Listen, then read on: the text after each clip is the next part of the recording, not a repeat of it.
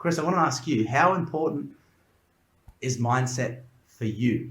Right? I've heard you say that a positive mindset makes you smarter. How does the mindset that you have as a negotiator help you create better outcomes? And what type of mindset do you need to be influential? Yeah, well, it's a critical cornerstone. I mean, and everything else would be built off of it. A positive frame of mind is it affects your ability to think. I mean, the happy secret to better work is a TED talk. I'm getting a mental block on the author, a Harvard psychologist, but he says you're 31% smarter in a positive frame of mind. Now, a couple of years ago, I'm in the midst of a negotiation with a negotiation counterpart that I don't trust and I don't like, and I know is lying to me, but we're staying in the deal because there are other benefits to the deal. But it's eating at me, the fact that this human being is not going to tell me the truth. And I'm doing a rehearsal for the negotiation in my head, and I'm not coming up with the answers that I need. I'm in a negative frame of mind. And I stopped myself in the middle of it, and I thought, I'm lucky to be in this negotiation. The only reason why this person, this company is so persistent with us is because the Black Swan Group is ridiculously successful. We got the best negotiation method on earth, and we're helping people change their lives all the time. And so this is a success problem. So I'm actually lucky to be faced with this negotiation. And the minute that I changed my mindset on it, then the answers that I needed came to me. I knew what I needed to say, and I could put it to rest.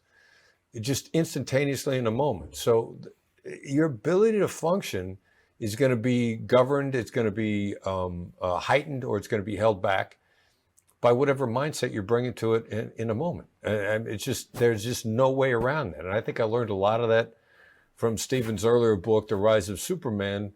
When mindset changes, didn't increase anybody's physical ability, but their ability to perform exploded by 10x. So mindset is a cornerstone that everything else flows from. Yeah. Do you mind if I jump in with No, two please jump things? in. We were just talking in general about a positive mindset, a little bit of optimism. So this is one of the stronger findings in peak performance aging. It's one that showed up back in the 90s, and it sort of really shocked people. There was this big study done on the Sisters of Notre Dame. They're sort of a national Catholic organization, and they're very into education. They're very into science, and they were very interested in successful aging, healthy aging, and they want to know what factors contribute to successful aging. And the advantage of with the sisters is they had to write an autobiographical essay at age 20 or so when they entered the sisterhood, and there was family records, there was medical records, they got yearly checkups, and once they got in the study, they measured everything. And they started asking questions: what contributes to the sisters who lived a really long time versus those who died younger, that sort of thing. And one of the things they realized is they could analyze their essays, on average written at age 22, for level of optimism and level of linguistic density.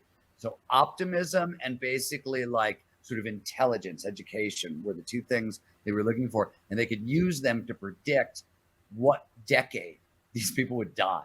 So literally your level of optimism at 20 could predict when you die. And on average, people who were optimistic at 20 lived 10 years longer. So even like moods are very early in life, it really sort of carries on. So like mindset is one-sided thing. Optimism sort of feeds on that even more.